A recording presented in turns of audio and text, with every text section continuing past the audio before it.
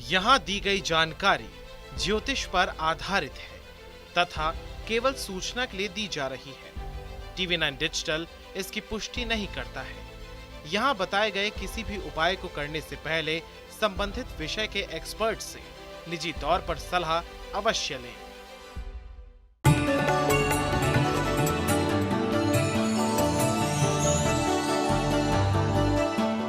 नमस्कार, astro science में आपका बहुत बहुत स्वागत है। मैं हूं आपके साथ कीर्ति अरोड़ा और मेरे साथ हैं एस्ट्रो साइंटिस्ट गुरुदेव जी वशिष्ठ जी।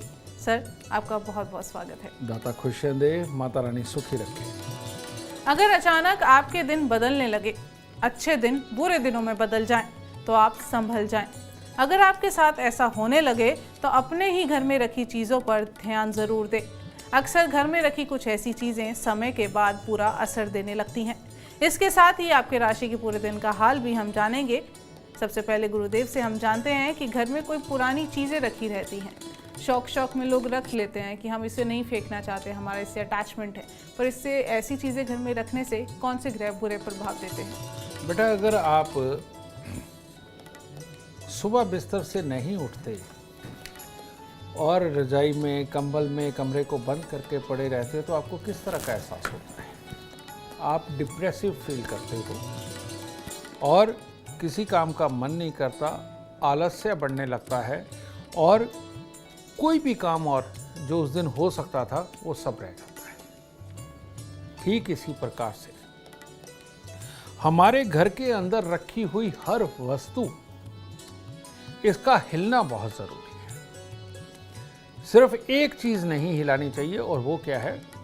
अपने मंदिर के अंदर रखी हुई मूर्तियाँ। वो अगर आपने साफ भी करी है तो जहाँ से उठाइए वहाँ रखिए, और मूर्ति बिल्कुल बहुत छोटी होनी चाहिए और फोटो तस्वीरें भी, उनके ऊपर भी रोज़ कपड़ा लगना चाहिए, लेकिन जहाँ है वहीं रहे, उसको नहीं बदल सकते। नहीं तो घर के अंदर कोई भी चीज़, बर्तन हो, कपड़े हो, चारपाई हो, ठीक है, सोफ़ा हो, टेबल हो, कुछ भी, एवरीथिंग, इसका हिलना बहुत ज़रूरी है। और यही कारण है कि पुराने समय के अंदर जब भी कोई बिस्तर, बेड वगैरह बनाए जाते थे, वो इस तरह के बनाए जाते थे कि या तो उसके नीचे जगह छोड़ी जाती थी, ठीक है, कि जिसके अंदर झाड़ू लग सके। और आजकल ये बॉक्स वाले बेड बनते हैं, ये बड़े खतरनाक हो गए क्योंकि ये ऊर्जा को बांध के रखते हैं और एक ही जगह पर पड़ी पड़ी ऊर्जा और उसी पे और ऊर्जा पड़ जाने के कारण ये गलने लगती है, सड़ने लगती है और वो सड़ी हुई एनर्जी ही आपको ख़राब करने का काम करती है। तो इसीलिए घर के अंदर वो सामान जो इस्तेमाल नहीं होना और जो महीने भर, सालों भर वहीं पर रहना है, ऐसे सामानों को रखना अपने परिवार की सेहत, अपने बच्चों की बुद्धि, आपकी अपनी बुद्धि और आपके अपने कर्म, इन सब को खराब करने जैसा होता है। इसीलिए आपको ये काम बिल्कुल नहीं करना चाहिए। चीज़ों को उठा करके, साफ करके दोबारा टिकाने से भाग्य बढ़ता है और एक जगह पर रखी चीज़ें जिनको हिलाया नहीं जाता, इससे भाग्य घटना शुरू हो जाता है, बुद्धि काम करना कम कर देती है और तकलीफें पैदा होती हैं। गुरुदेव, जैसे अभी आपने बोला कि बॉक्स वाले बेड का ट्रेंड बढ़ गया है, अब अमूमन हर घर में ऐसी बेड देखने को मिलते हैं, तो ऐसे में क्या किया जाए? क्या कुछ उपाय हो सकता है? बिल्कुल हो सकता है बेटा। बॉक्स वाले बेड भी अगर आपने रखे हुए हैं तो कम से कम भी महीने में एक बार आप उसके बॉक्स को खाली करके और बेड को हिलाकर उसके नीचे जमा हुई जितनी भी धूल है, जितनी भी मिट्टी है, उसको ज़रूर साफ़ करें, पोछा मारें, अच्छा, और उसके बाद वापस उसकी जगह पर रख करके उन चीज़ों को वापस एक एक करके टिकाना शुरू करें। इससे क्या है, बेड के अंदर रखी हुई वस्तुओं को भी सांस मिलेगा और हर चीज़ सांस लेती है, कपड़े भी सांस लेते हैं, समझ गए ना? और इन चीज़ों को अगर सांस दिलाते रहोगे तो अच्छा रहेगा। और अच्छा तो ये है कि महीने में एक बार बॉक्स से वो चीज़ें निकाल करके आप दिन भर धूप में रखें और बाद में उनको शाम को बेड में डाल दें और उसके बाद महीना भर रहने दें। और ये बेड को हिलाना, अंदर रखी हुई वस्तुओं को निकाल करके उनको भी सांस दिलाना, ये आपके भाग्य के बढ़ने की निशानी होगी। नहीं तो भूलने की बीमारी, ठीक है, कामों को याद ना रखने की बीमारी और काम करते करते काम को भूल करके कुछ और ही करने की बीमारी, ये घर के अंदर जन्म लेने लगती है और मामले खराब हो जाते हैं। गुरुदेव, कुछ लोग होते हैं जो घर में दिखावे के लिए तस्वीरें लगा देते हैं जो वास्तु के हिसाब से ठीक नहीं है। तो घर में ऐसी कौन सी तस्वीरें हैं जो लगा सकते हैं और कौन सी तस्वीरें हैं जिन्हें घर से निकाल देना चाहिए? आपने एक बात सुनी होगी कि रथ पर अर्जुन बैठे हुए हैं, श्री कृष्ण खड़े हुए हैं, लोग घर पे ये तस्वीर लगाने के लिए मना करते हैं, ठीक है। और बहुत सारी इस तरह की तस्वीरें हैं। जो भी तस्वीर देखते ही आपके अंदर उत्तेजना बढ़े, ऐसी कोई भी तस्वीर अपने घर पर लगाना बिल्कुल बिल्कुल गलत है। जो भी तस्वीर आपके अंदर कामुक विचार पैदा करे, ऐसी तस्वीर घर पे लगाना पाप है। और घर उसे बोलते हैं जहाँ पर मियाँ बीवी बच्चे और बड़े ये सब रहते हैं, ठीक है।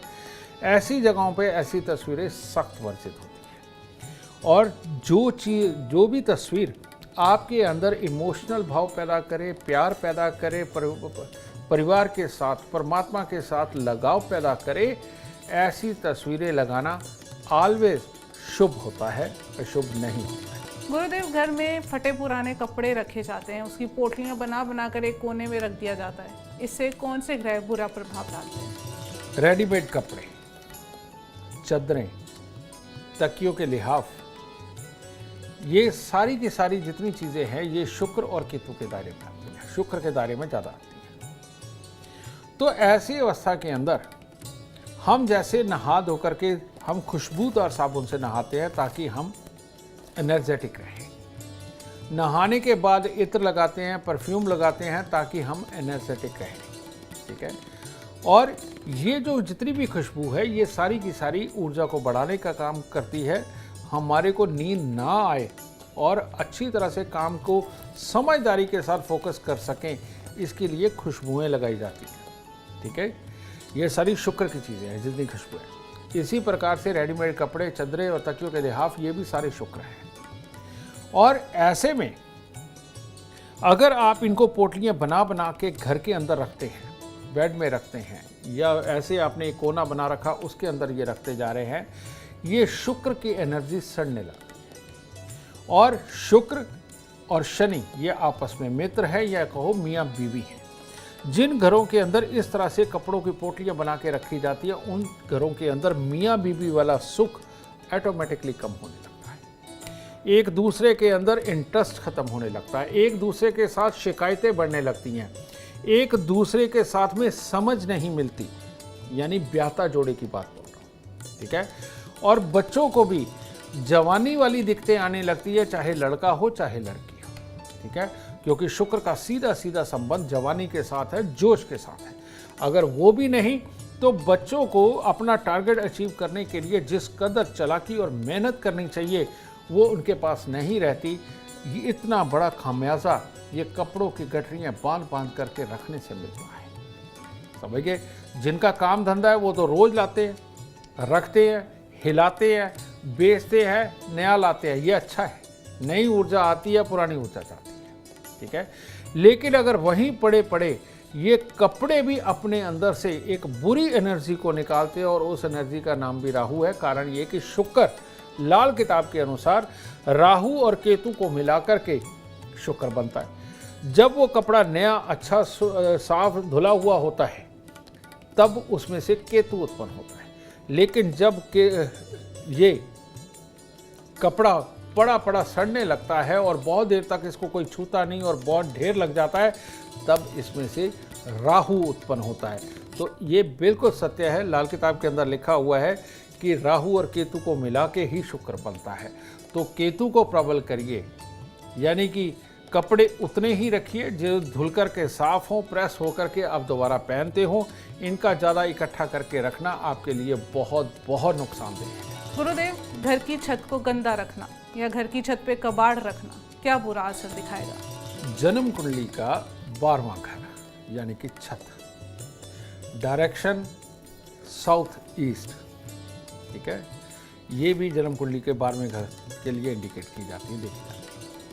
लाल किताब में एक बहुत ही प्यारा चैप्टर है जो भाग्य की वृद्धि के लिए बताया गया है। कहते घर के अंदर एक अंधेर कोठरी हो जिसके अंदर सूरज की रोशनी ना आती और उसके अंदर आप कीमती चीज़ें, रुपया, पैसा, सामान वगैरह रखते हैं तो आपका भाग्य सदा उन्नति करता है। और वो डायरेक्शन कौन सी होती है? South east. उसके लिए लाल किताब में कहा गया कि आपके घर में जब हम एंटर कर रहे हैं और जाकर के अगर सीधे हाथ के ऊपर एक अंधेर कोठरी हो तो वो आपके भाग्य के लिए बहुत ही शुभ होगी, और जब तक वो होगी तब तक आपका भाग्य बढ़ेगा, और जिस दिन वो टूट के उसमें सूर्य की रोशनी कर दोगे भाग्य मिट्टी हो जाएगा। ठीक है, तो वहां पर कीमती चीजें रखना अच्छा होता है। मेकअप का सामान रखिए, वो भी अच्छा है। ठीक है, घर की छत वही फल देती है। घर की छत के ऊपर आपकी बची हुई ईंटें, बची हुई रोड़ी, बचा हुआ बदरपुर, ये सब कुछ होगा। तसले, फावड़े ये रखे हुए हैं, लकड़ी, लोहा रखा हुआ है, भविष्य में कभी काम आने वाले गर्डर रखे हुए हैं, तो समझ लो ये भविष्य में काम नहीं आएंगे, बिक जाएंगे और आपकी मेहनत को इतना ज़्यादा बढ़ा देंगे कि आप नया मकान बनाने के काबिल ही नहीं बचेंगे। इसीलिए अपने, इसको बोलते हैं व्यय स्थान, इसको बोलते हैं सुख स्थान। ये व्यय भी ऑलवेज आदमी को पैसा खर्च करके ही सुख मिलता है, समझ गए, या दान दे के ही सुख मिलता है। तो जो लोग अपने घर की छत के ऊपर इस तरह के कबाड़ रखते हैं वो दान देने के काबिल नहीं बचते, पैसा खर्चने के काबिल नहीं बनते, तो सुख कहाँ से मिलेगा? तो अगर आपको सुख को जगाना है, सुख को पाना है, तो सुख के स्थान को अच्छा करिए और घर की छत से कबाड़ उतारिए ताकि जीवन वाकई में सुखमय हो सके। गुरुदेव, कुछ लोग होते हैं पुराने पर्स को लेते रहते हैं, यूज़ करते रहते हैं, फट जाता है फिर भी उसको यूज़ करेंगे, तो पुराना पर्स अपने पास में रखना या घर में रखना कितना बुरा प्रभाव देता है? पुराना पर्स, अब पर्स कपड़े का है ये एक अलग है, चमड़े का है ये एक अलग है, रेक्सिन का है ये एक अलग है, पर्स एक रंग का है ये अलग है, पर्स 2 रंग का है ये अलग है, पर्स 3 रंग का है ये अलग है। ग्रह इतनी तरह से देखे जाते हैं, समझ गए ना। तो कुल मिलाकर के धन की थैली, समझे, कीमती चीज़ों की थैली, इसके लिए तो यहाँ तक कहा गया, एक लाल किताब के अंदर चैप्टर आता है कि जहां आप पहले धन रखते थे, वो आपने जो स्थान बनाए हुए थे धन रखने के लिए, अगर वहां से आपने ये खाली कर दिया है, वहां पर कुछ नहीं है, तो ये आपके दुर्भाग्य की निशानी हो। अगर आप वहां पर पैसे नहीं रखना चाहते, वो जगह किसी को पता चल गई है, चोरी होने का डर है, तो तब भी वहां पर बादाम और छुआरे रखिए। ये बहुत ज़रूरी है, वरना दुर्भाग्य आ जाता है घर पे। ठीक है, ऐसे ही पर्स होते हैं। पर्स अगर आपने बेटा फटे पुराने रखे हुए हैं और घर के अंदर उनकी बकायदा एक जगह बना करके वहाँ इकट्ठे करते चले जा रहे हैं, तो ये दुर्भाग्य की निशानी है। चाहे किसी भी रंग का, चाहे किसी भी मटेरियल का बना हुआ हो, वो दुर्भाग्य की निशानी बनता है। फटे हुए पर्स, खराब हो चुके पर्स, दाग लगे हुए पर्स जिनको आप कैरी नहीं करते, ये घर के अंदर रखना, ये अशुभता की निशानी है, ये कमज़ोर मानसिकता की निशानी है, ये कंजूसी की निशानी है। और इस तरह की मानसिकता को प्रबल करना अपने पाँव पे कुल्हाड़ी मारने जैसा होता है। पॉजिटिव सोच के साथ आदमी आगे नहीं बढ़ पाता। तो इसीलिए इस मानसिकता को त्यागिए और जीवन के अंदर तरक्की करिए। बिल्कुल, और तरक्की करनी है तो एस्ट्रो साइंस ज़रूर देखिए। गुरुदेव, मेरा अगला सवाल है आपसे, घर में भगवान के पुराने फटे हुए चित्र रखे हैं या टूटी हुई मूर्तियाँ हैं, तो इसका क्या करना चाहिए? फटे हुए चित्र और टूटी हुई मूर्तियाँ रखने की जरूरत ही क्या है ना? कारण ये कि ये जो चीज़ है ये आने वाले दुर्भाग्य को दर्शाती है। ये एक इंडिकेशन है कि आप भविष्य के अंदर सही डिसीजन लेकर के जो कार्य करने चाहिए, जो जीवन के अंदर आपको अचीव कर लेना चाहिए एक पॉजिटिव मानसिकता और एक पॉजिटिव कर्म के साथ में, ये उसको इंडिकेट कर रहा है कि ये खराब है।